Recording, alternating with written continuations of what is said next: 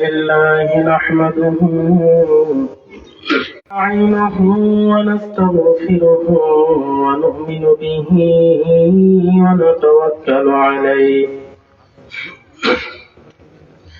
ونعوذ بالله من شرور أنفسنا ومن سيئات أعمالنا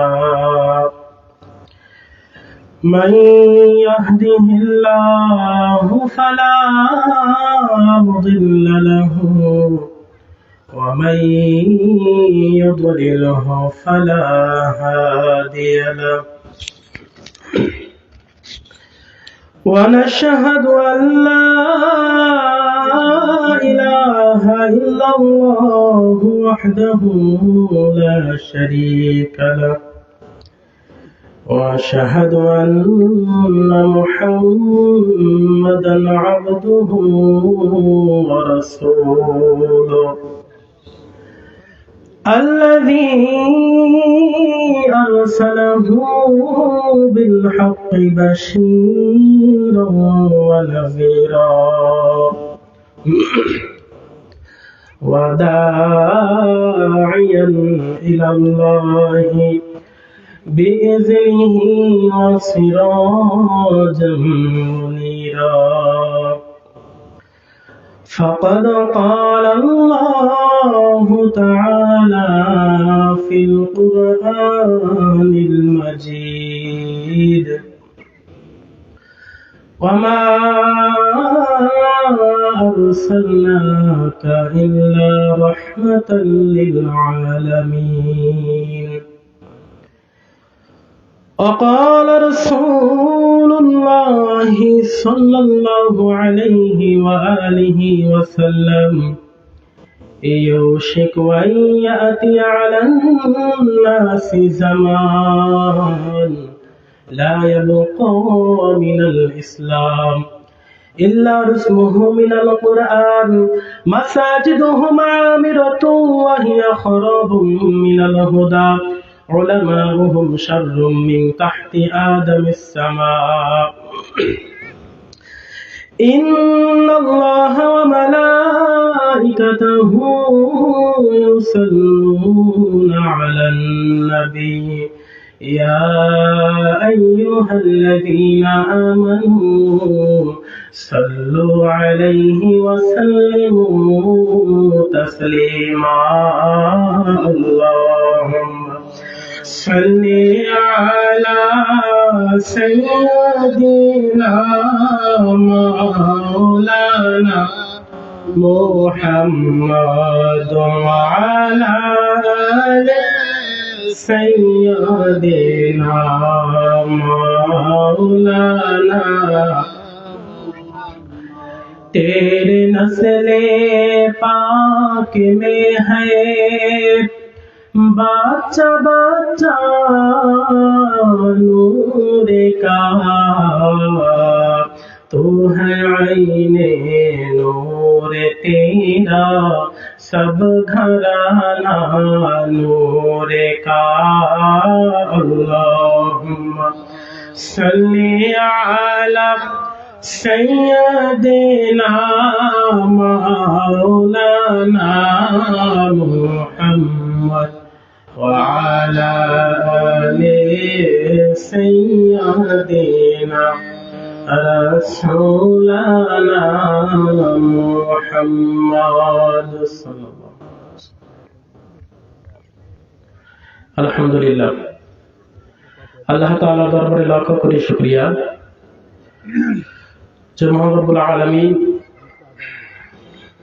এক পবিত্র রজনীতে আহলে বাইত পাকের শানের এক মাহফিলে আমাদেরকে সুস্থ রেখে এই মাহফিলের মধ্যে আসার এবং বসার তৌফিক দান করেছেন। সেই জন্য আমরা সকলে আল্লাহ তাআলার দরবারে শুকরিয়া আদায় করি, সকলেই বলি আলহামদুলিল্লাহ। লাখ কোটি দরুদ ও সালাম যে নবীকে সৃষ্টি না করলে আল্লাহ পাক রব্বুল আলামিন কুল কায়নাতের কিছুই সৃষ্টি করতেন না। আকায়ে নামদার তাজদারে মদিনা রাহমাতুল লিল আলামিন শফিউল মুজনবিন আনিসুল গারিবিন রাহাতুল আশিকিন, ফারহাতুল মুযনিবিন, খাতামুন নবিয়্যিন, নবিয়িনা ওয়া শাফিঈনা ওয়া সাইয়্যিদিনা ওয়া মাওলানা আহমদ মুজতবা মুহাম্মদ মুস্তাফা সাল্লাল্লাহু আলাইহি ওয়া আলিহি ওয়াসাল্লামের উপরে আমি পবিত্র কোরআনে পাক থেকে 17 নম্বর পারা থেকে একটি আয়াতে কারিমা তিলাওয়াত করেছি এবং বাইহাকি শরীফে একটি হাদিসের ইবারত আপনাদের সামনে তেলাওয়াত করেছি। এই হাদিসে পাক বর্ণনা করেছেন হযরতে মাওলা আলী। হযরতে মাওলা আলী উনি বর্ণনা করছেন রাসূল সাল্লাল্লাহু আলাইহি ওয়াসাল্লাম বলেন, قال رسول الله صلى الله عليه وسلم يوشك أن يأتي على الناس زمان অচিরেই এমন একটা যুগ আসবে। কে বলতেছেন? মাওলা আলী বর্ণনা করতেছেন যে রাসূল সাল্লাল্লাহু আলাইহি ওয়াসাল্লাম বলতেছেন অচিরেই এমন একটি জামান আসবে, যুগ আসবে, লা ইয়াবকা মিনাল ইসলাম, ইসলামের নাম ব্যতীত, ইসলামের নাম ব্যতীত অবশিষ্ট আর কিচ্ছু থাকবে না। এরপরে মাওলা আলী বলতেছেন ইল্লা রুসমুহু মিনাল কুরআন, কোরআনের অঙ্কিত অক্ষর, এই অক্ষর ব্যতীত অক্ষর থাকবে, কিন্তু এর কার্যকলাপ মানুষের মধ্যে এই কোরআন অনুযায়ী চলা, এরকম কোরআনের কোন হুকুম আহকাম মানুষ চলবে না, এর মধ্যে কোরআন মানবে না। কোরআনের অক্ষর ঠিক থাকবে কিন্তু এর কার্যকারিতা থাকবে না। মাসাজিদুহুম আমিরাতুন ওয়া হিয়া খারাবুম মিনাল হুদা, রাসূল সাল্লাল্লাহু আলাইহি ওয়াসাল্লাম বলতেছেন এমন একটি যুগ আসবে, মাসাজিদুহুম আমিরাতুন ওয়া হিয়া খারাবুম মিনাল হুদা, মসজিদগুলো হবে সুসজ্জিত, ঘন ঘন মসজিদ হবে, এত সুন্দর সুন্দর মসজিদ হবে, লক্ষ লক্ষ কোটি টাকা খরচ করে মসজিদ বানাবে।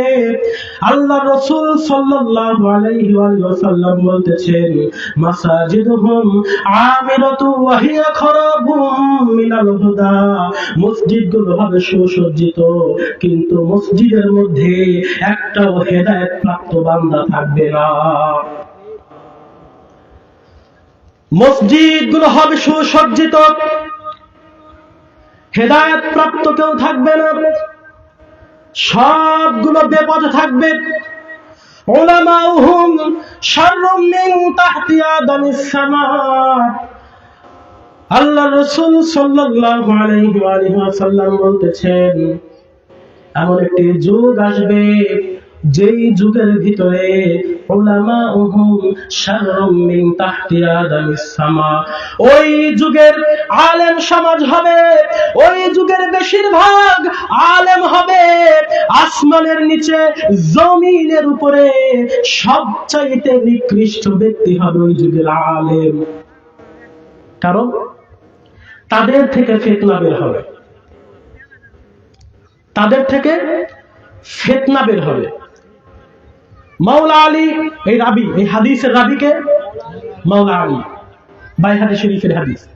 মাওলা আলী বলতেছেন উলামাউহুম শাররুম মিন তাহতি আদামিস সামা, অচিরে এমন একটি যুগ আসবে ওই যুগের ভিতরে তাদের উলামা, তাদের আলেম সমাজ থাকবে আসমানের নিচে জমিনের উপরে, সবচাইতে নিকৃষ্ট ব্যক্তি, তাদের থেকে ফিতনা বের হবে, তাদের থেকে ফিতনা বের হবে।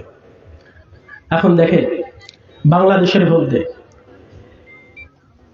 বেশিরভাগ মানুষ, মুরব্বী যারা আছে, যারা মোবাইল বোঝে না, ইন্টারনেট বোঝে না, মুরব্বী যারা আছে, তাদের ঈমান কেউ অত সহজে ধ্বংস করতে পারবে?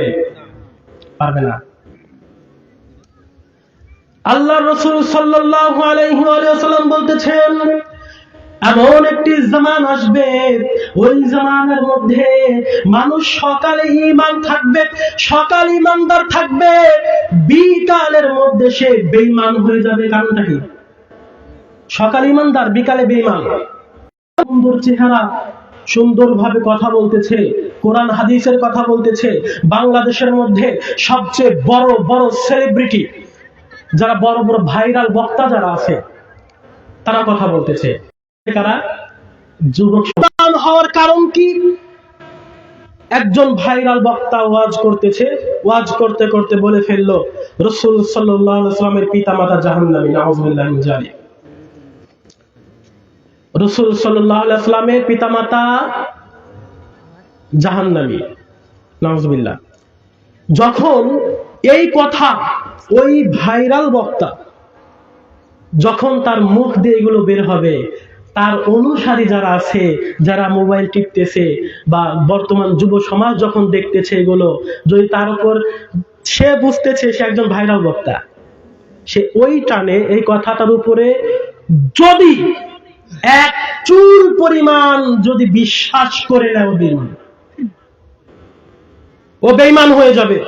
এই কারণে রাসূল সাল্লাল্লাহু আলাইহি ওয়াসাল্লাম বলতেছেন, শেষ জামানা ইউশিকা ইয়াতি আলান নাস জামান, অচিরেই এমন একটি জামান আসবে যেই জামানায় মানুষ সকালে ঈমানদার থাকবে, বিকালে বেঈমান।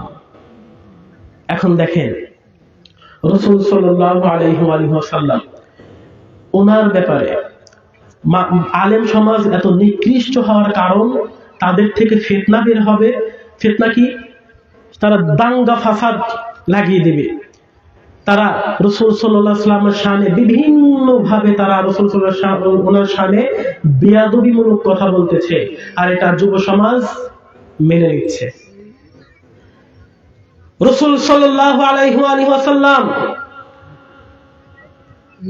জিনার চেহারা মুবারক, জিনার চেহারা মুবারক দেখে কাফের বেঈমানরা পর্যন্ত মুসলমান হয়েছে। জিনার কাছে এসে কাফেররা মুসলমান হয়ে গিয়েছে। সেই রাসূলের পিতা, সেই রাসূলের মাতা কোন কাফের হবে? কোন কাফেরের পেট থেকে রাসূল সাল্লাল্লাহু আলাইহি ওয়াসাল্লাম আসবে? আল্লাহর রাসূল সাল্লাল্লাহু আলাইহি ওয়াসাল্লাম, যিনি এত সুন্দর করে আল্লাহ পাক রব্বুল আলামিন তিনাকে গঠন করেছিলেন, ওনার চেহারা মুবারক দেখে কাফের বেঈমানরা যারা, ওনার চেহারা মুবারক দেখে যারা ঈমান এনেছে, ওনার মাতা, উনি যখন ওনার মাতার রেহেম মুবারকে ছিল,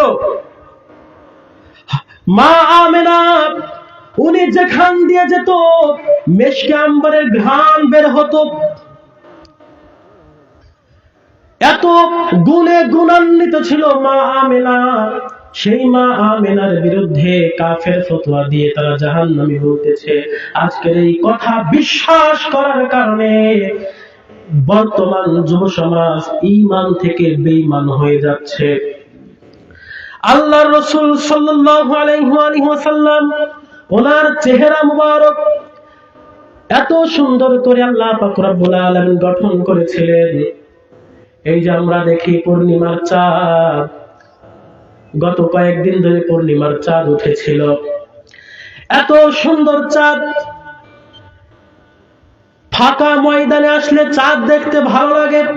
পূর্ণিমার রজনী চাঁদ দেখতে এত মজা লাগে।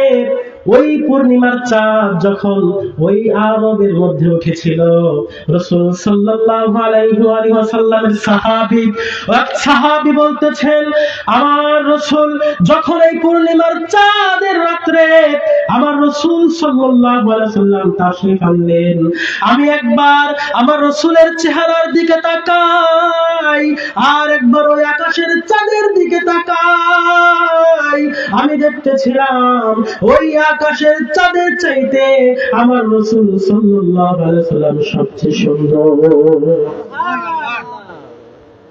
এত সুন্দর রাসূল, এত মর্যাদাবান, এত সুন্দর রাসূল সাল্লাল্লাহু আলাইহি সাল্লামকে আমরা পেয়েছি। সেই রাসূলের শানে, সেই রাসূল সাল্লাল্লাহু আলাইহি সাল্লামের শানে বেয়াদবিমূলক কথা আজকে বর্তমান ভাইরাল বক্তারা বলতেছে। আর এদের কথা শুনে মুরব্বীরা তো ইন্টারনেট বোঝে না, তাদের ঈমান হরণ করা কঠিন আছে। বর্তমান যুব সমাজদের ঈমান নষ্ট করতেছে। রাসূল সাল্লাল্লাহু আলাইহি ওয়াসাল্লাম ওনার পিতার সম্বন্ধে খারাপ ভাষা ব্যবহার করতেছে। ওনার পিতা নাকি কাফের ছিল, নাউযুবিল্লাহি মিন যালিক। এই সমস্ত কথা, এই সমস্ত ফিতনা আল্লাহর রাসূল সাল্লাল্লাহু আলাইহি ওয়াসাল্লাম জানতেন যে আমার উম্মতেরা শেষ জামানার মধ্যে, আমার উম্মতের মধ্যে একটা দল এই সমস্ত ফিতনা বের করবে। সেই জন্য সাবধান, ইউশিকু আইয়াতি আলান নাস জামান, আল্লাহর রাসূল সাল্লাল্লাহু আলাইহি ওয়াসাল্লাম আগেই সাবধান করেছেন এমন একটি জামান আসবে যে জামানার মধ্যে আসমানের নিচে জমিনের উপরে সবচেয়ে নিকৃষ্ট এই সমস্ত আলেম সমাজেরা, সবচেয়ে নিকৃষ্ট এই সমস্ত আলেম সমাজের আল্লাহ রাসূল সাল্লাল্লাহু আলাইহি ওয়াসাল্লাম আগেই সতর্ক করেছিলেন। আবার ফিতনা ছড়ায়, আবার ফতোয়া মারে যে রাসূল সাল্লাল্লাহু আলাইহি ওয়াসাল্লামের তো কোনো সন্তান নাই, ছেলে সন্তান নাই, তাহলে ওনার বংশধর আসলো কিভাবে? ওনার বংশধর আসলো কিভাবে? এইটা হযরতে মাওলা আলী কাররামাল্লাহু ওয়াজহাহুল কারীম, রাসূল সাল্লাল্লাহু আলাইহি ওয়াসাল্লামের কি হয়? চাচাতো ভাই। একটা ধরেন, রাসূল সাল্লাল্লাহু আলাইহি ওয়াসাল্লামের চাচাতো ভাই। আবার অন্যদিকে ওনার কলিজার টুকরা, ওনার নয়নের মণি, কলিজার টুকরা সাইয়্যিদাতুন নিসা আহলিল জান্নাহ, জান্নাতি যুবক, জান্নাতি মহিলাদের সরদারিনী খাতুনে জান্নাত মা ফাতিমাতুজ জাহরা আলাইহিস সালাতু ওয়াস সালাম, ওনার স্বামী মাওলা আলী। মাওলা আলী কার বংশধর? রাসূলের বংশধর। এরপরে আপনার খাতুনে জান্নাত মা ফাতিমাতুজ জাহরা, ওনার সাথে বিবাহ দিয়ে ওনাদের থেকে মাওলা ইমাম হাসান এবং মাওলা ইমাম হুসাইন থেকে বংশধর। মক্কার কাফেরেরা সবচেয়ে বেশি কষ্ট দিত কোন কথা বলে? এটা কি জানা আছে? রাসূল সাল্লাল্লাহু আলাইহি ওয়াসাল্লাম সবচেয়ে বেশি কষ্ট পেত কোন কথার কারণে? উনাকে যখন বলা হতো আপনি আত্মার, আপনি নির্বংশ, উনি সবচেয়ে বেশি কষ্ট পেত, উনি কান্না করত, সবচেয়ে বেশি কষ্ট পেত যখন মক্কার কাফেররা বলতো উনি আত্মার, নির্বংশ। এই নির্বংশ বলে যখন উনাকে গালি দেওয়া হতো। আজকের এই সমস্ত আলেম সমাজও ওই মক্কার কাফের আবু জাহেল, আবু লাহাব এদের মতো করেই বলতেছে রাসূল সাল্লাল্লাহু আলাইহি ওয়াসাল্লামের বংশধর। তাহলে ইমাম মাহদী কোত্থেকে আসবে? হ্যাঁ, ইমাম মাহদী যিনি শেষ সময়ে দাজ্জাল আসার আগ মুহূর্তে যে ইসলামকে আবার সুন্দর এই পৃথিবী উপহার দিবেন, সেই ইমাম মাহদী হবে এই রাসূল সাল্লাল্লাহু আলাইহি সাল্লামের বংশধর। রাসূল সাল্লাল্লাহু আলাইহি সাল্লাম বলতেছেন, হে আমার উম্মতেরা শোনো, ইমাম মাহদী হবে আমার ফাতেমার বংশ থেকে, ইমাম মাহদী আসবে আমার হাসানের বংশ থেকে, ইমাম মাহদীর পিতা হবে আমার হাসানের বংশ থেকে, ইমাম হুসাইনের মাতা থাকবে আমার হুসাইনের বংশ থেকে। আর আজকের একদল মোল্লারা বলতেছেন তার কোনো বংশধর নাই। বলে না? বলে তার কোনো বংশধর নাই, এভাবে বলে। আল্লাহর রাসূল সাল্লাল্লাহু আলাইহি ওয়াসাল্লাম বুখারী শরীফের মধ্যে একটি অধ্যায় আছে কিতাবুল ফিতান, ফিতনার সমস্ত অধ্যায় ওইখানে দেওয়া, ওইখানে ফিতনার সমস্ত হাদিস ওইখানে দেওয়া আছে। বাংলায় করেছে কিতাবুল ফিতান। একটি একটি 3 খণ্ডের একটি কিতাব বাংলা করা হয়েছে, বুখারী শরীফের কিতাবুল ফিতান নামক 3টি বই। ওই কিতাবের মধ্যে আল্লাহর রাসূল সাল্লাল্লাহু আলাইহি ওয়াসাল্লাম ডাক দিয়ে বলতেছেন, হে আমার উম্মতেরা, শেষ সময়, শেষ জামানার মধ্যে মানুষ যখন দিশেহারা হয়ে যাবে, মানুষ যখন পথ ভোলা হয়ে যাবে, অন্ধকারে যখন ছেয়ে যাবে, আসমান থেকে গায়েবী ভাবে যখন একজন আহ্বায়ক আহ্বান করে ডাক দিবে, একজন আহ্বায়ক আহ্বান করে ডাক দেবেন, হে পৃথিবীর মানুষেরা, আহলে বাইত রাসূল সাল্লাল্লাহু আলাইহি ওয়াসাল্লামের বংশধর সত্য, আহলে বাইত আলাইহিস সালাম সত্য, অতএব তোমরা ইমাম মাহদীকে স্মরণ করো, ইমাম মাহদীর অনুসরণ করো। সুবহানাল্লাহ। আসমান থেকে এইরকম গায়েবী ভাবে একটি আওয়াজ আসবে, ইমাম মাহদীকে অনুসরণ করার জন্য আসমান থেকে আওয়াজ আসবে, আহলে বাইত রাসূল সাল্লাল্লাহু আলাইহি ওয়াসাল্লামের বংশধর সত্য। তখন বুঝবা এই যে সারা জীবন ফিতনা লাগিয়ে, ফিতনা দিয়ে মানুষের মধ্যে বিভেদ সৃষ্টি করে তোমরা আহলে বাইতদের কাছ থেকে দূরে রেখেছো, তখন বুঝবা। এই জন্য এই জামানা শেষ, আমরা বাস্তব শেষ জামানার মধ্যে আছি। এই জামানার আলেম সমাজ একদম বর্তমান সময়, এদের থেকে এমন ফিতনা বের হচ্ছে। আজকে দেখলাম একটা আলেমের কাণ্ড, যাই আপনাদের সামনে সমস্ত কথা নাই বলি, লজ্জা লাগে। এই জন্য এই ফিতনার জামানা আল্লাহ পাক রব্বুল আলামিন আমাদেরকে আহলে বাইত তাহারদের দামান ধরে যেন আমরা থাকতে পারি, এই ফিতনার মধ্যে যেন আমরা না পড়ি, আল্লাহ পাক রব্বুল আলামিন আমাদের সেই তৌফিক দান করুন। সকলে বলি আমিন।